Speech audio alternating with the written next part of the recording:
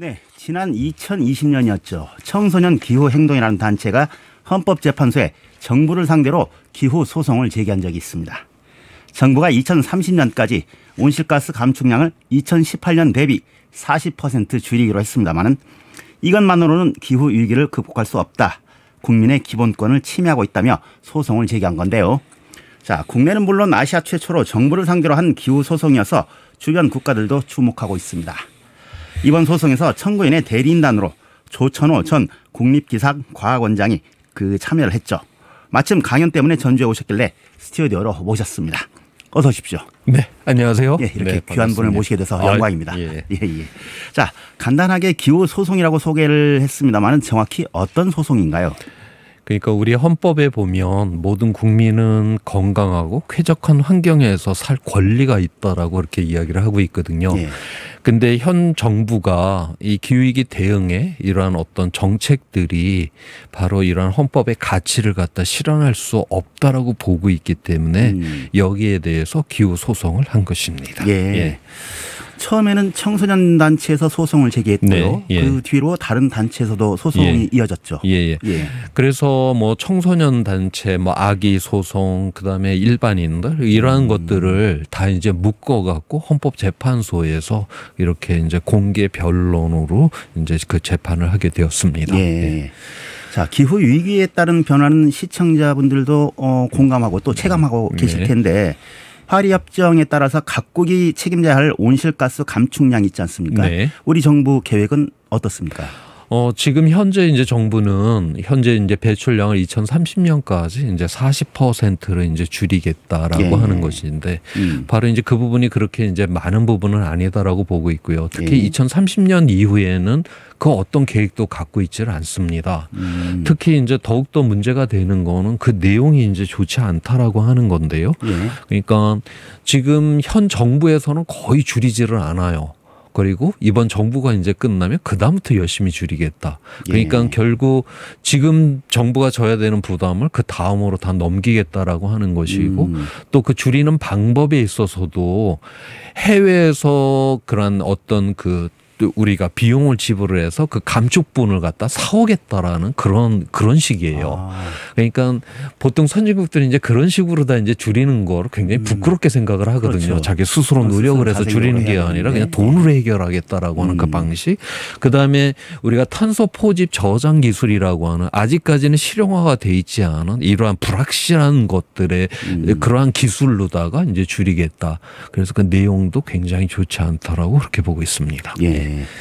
그런데 2018년을 기준으로 2030년까지 40% 감축하겠다. 네. 이 안은 어디에 근거를 한 건가요? 그거는 지금 현재 우리가 1.5도로 이제 줄인다라고 하는 거. 이거는 2018년도 인천 송도에서 1.5도가 위험하다라고 하는 것이 이제 국제적으로 이제 합의가 됐고요.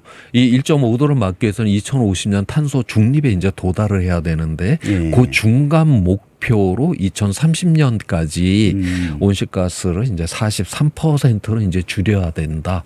거기에서 이제 약간 못 미치게 뭐 40%를 줄인다라고 하는 게 이제 정부의 그런 목표가 되겠습니다. 그래서 나온 안이고요. 자, 이 계획이 국민의 기본권을 침해한다. 헌법재판소에 소송을 제기하셨어요. 자, 보통은 탄소 배출이 많은 기업들을 상대로 소송을 제기하고 그러곤 하는데 이 정부를 상대로 헌법재판소에 소송을 제기했단 말이죠. 기본권으로 이제 접근하신 그 이유가 있을 것 같아요.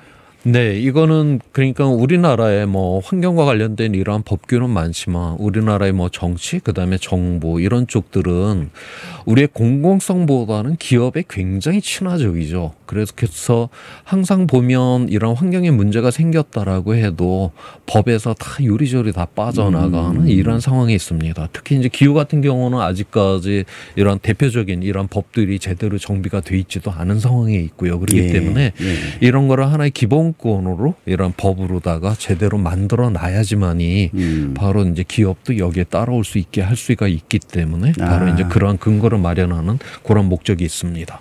그래서 헌법재판소로 가시는 거고요.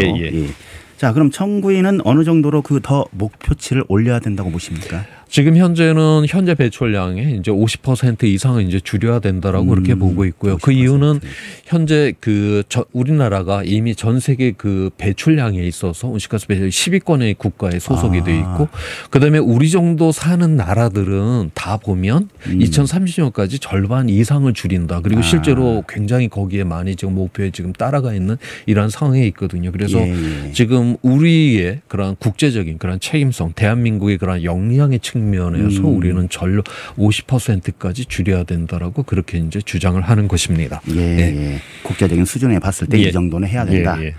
자, 그런데 정부가 세운 계획도 2030년에 도달하지 못한다. 이런 우려가 제기되고 있어요. 우리나라가 뭐 이번 정부만이 무슨 뭐 온실가스를 줄인다라는 이런 정책을 한 게 아니라 이미 한 이명박 정부 시절부터 한 10여 년 전부터 이거는 계속 그 정부마다 해왔는데 단 한 번도 그 목표량을 지켜본 적이 없습니다. 그러면서 또 이제 이렇게 목표량을 또 만들어 놓고 또 이거는 어렵다 소리를 그렇게 하고 있다라고 하는 거죠. 마치 시험을 앞두고 나서 온갖 핑계를 대면서 이제 공부를 안 하는 그 아이처럼 뭐 집안 분위기가 안 좋아서 뭐 공부를 할 수가 없다. 주말에 난 놀아야 되니까 뭐 이거 공부를 할 수 없다. 지금 우리는 제대로 해본 적이 없어요. 지금 또 이것도 안 하고 그냥 넘어가겠다라고 하는 지금 핑계거리로다가 지금 한다. 뭘 최선을 다해보고 나서 이렇게 최선을 다했는데도 이게 안 됐구나. 우리는 그래 본 적이 없습니다. 그런 말이 떠오르네요. 뭐 일을 하려고 하는 사람은 방법을 찾고 하지 않으려고 하는 사람은 핑계를 찾는다. 뭔가 지금 핑계만을 찾는 그러한 단계. 목표는 세워놓고 또 핑계는 지금 찾아내는 지금 그런 상황이라고 봐주시면 될 것 같습니다. 그렇게 보고 계시고요. 자, 정부 측 변론을 한번 들어보면 실현 가능성도 한번 좀 따져봐야 된다. 우리나라는 사계절이라 기온 변화가 크지 않습니까? 이에 따른 에너지 사용이 클 수밖에 없고요. 또 제조업을 기반으로 하고 있어서 탄소 배출이 불가피한 측면이 있다. 그래서 지금도 어떻게 보면 이 목표치가 약간 과도하게 잡힌 측면이 있다. 이렇게 주장을 하거든요. 지금 우리가 이제 기후위기를 대응한다라고 하는 건 대한민국 스스로 만든 과제는 아니죠. 그러니까 이거는 유엔에서 전 세계가 합의를 해갖고 국제 정치적으로 우리에게 압박을 하는 그런 상황을 의미를 하고 있고요.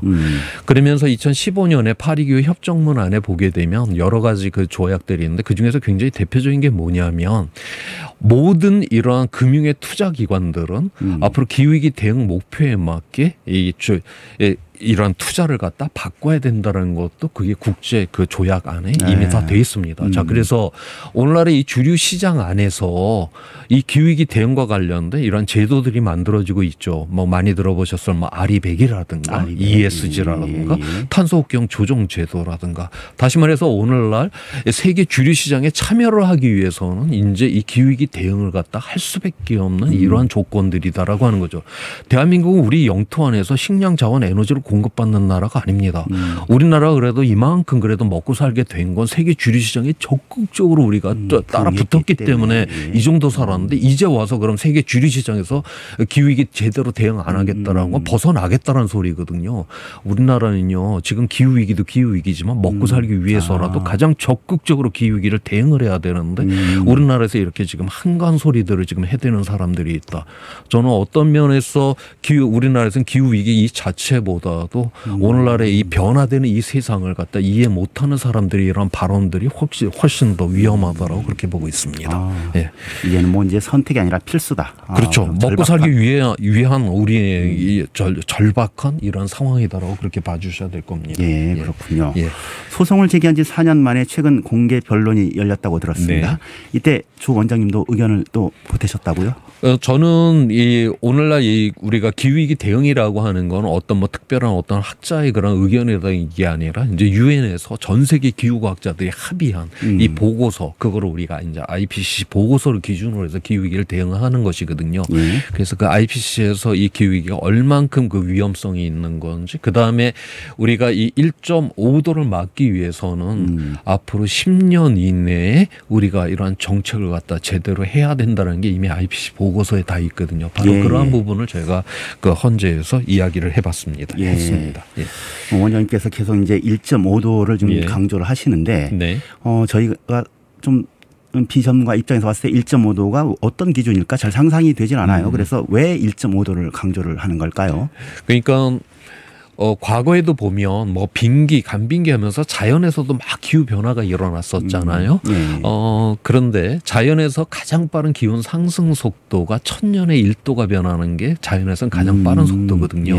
근데 우리 사람들은 이미 100년 만에 화석연료 태워서 온실가스 농도를 높여서 100년 만에 지금 1도로 상승시켜 놔버렸거든요. 자연에서 가장 빠른 속도보다 지금 10배나 빠르게 변화를 일으키고 있다.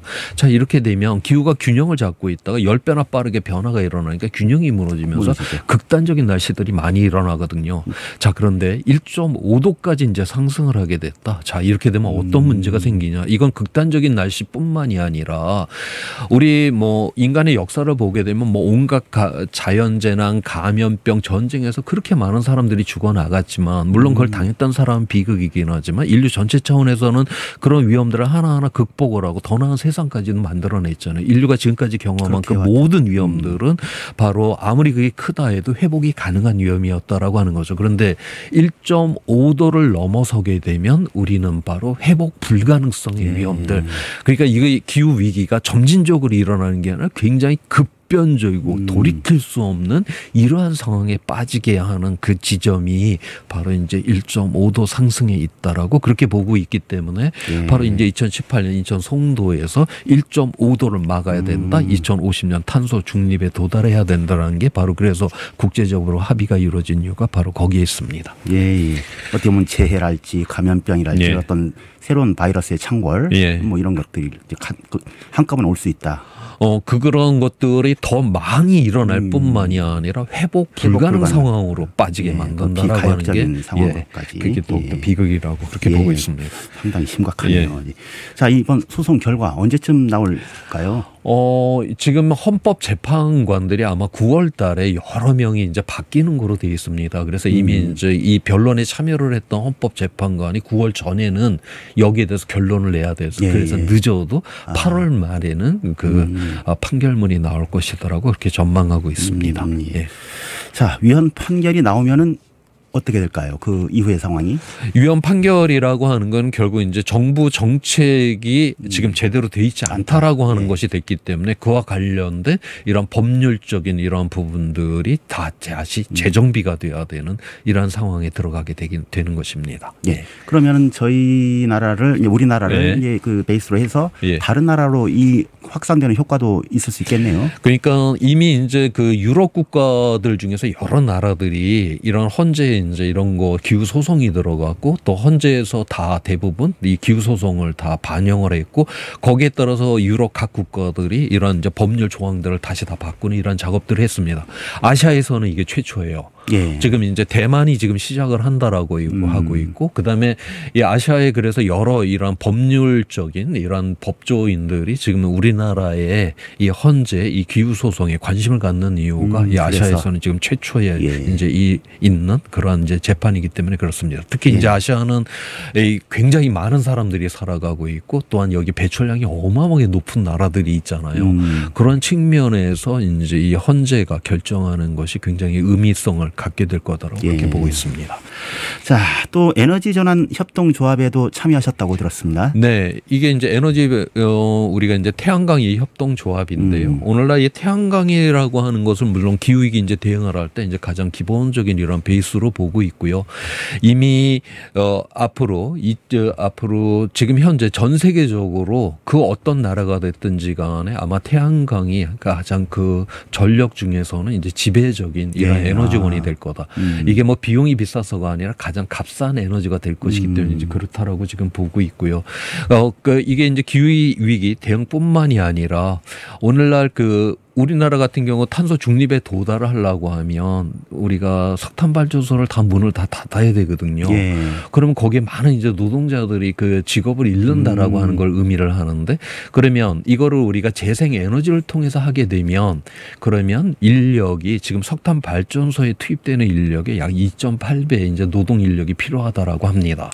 그다음에 우리가 2050년 탄소 중립에 도달을 하려고 하면 우리가 이런 태양광, 풍력 그다음에 그다음에 그 전력망, 그다음에 전력의 저장 장치, 그다음에 운영, 보수 이러한 거를 위해서 필요한 인력, 노동자가 200만 명이 지금 필요하다라고 그렇게 보고 있어요. 우리가 오늘날 우리가 석탄 발전소, 핵 발전소 같은 경우는 그 지점에만 노동자들이 집중이 되죠. 그렇지만 이 재생에너지는 전국에 다 흩어져야 되는, 이게 최대 200만까지 갈 수가 있다. 오늘날 지역 소멸이 지금 일어난다라고 하는데 200만의 노동자에다 가족까지 포함을 하게 되면 우리가 지역 소멸을 막게 되는 것이고, 그다음에 또 하나는 이게 그런 이 지역에 이런 재생에너지를 구축을 하려고 하면 그 지역 주민들은 아무데나 뭐 태양광 밭 깔고 풍력단지를 만들 수는 없잖아요. 그렇죠. 지역 주민하고 이야기를 다 해야 되는. 그래서 지역의 그런 풀뿌리 민주주의가 그런 시민들이 참여를 해야 되는 상황들. 그래서 우리가 이런 분산적인 이 재생에너지다라고 하는 건 결국 분권적인 우리의 풀뿌리의 또한 민주주의를 강화시키는. 그래서 우리가 이거는 기후위기를 막을 뿐만이 아니라 우리의 지역 소멸을 막고 우리의 민주주의를 튼튼히 만드는 그런 기반이 된다라고 하는 측면에서 제가 이 태양에너지 협동조합에 참여하고 있습니다. 예. 예. 일석이삼조의 효과를 기대를 하시고요. 예, 알겠습니다. 말씀 잘 들었습니다. 예. 지금까지 조천호 전 국립기상과학원장이었습니다.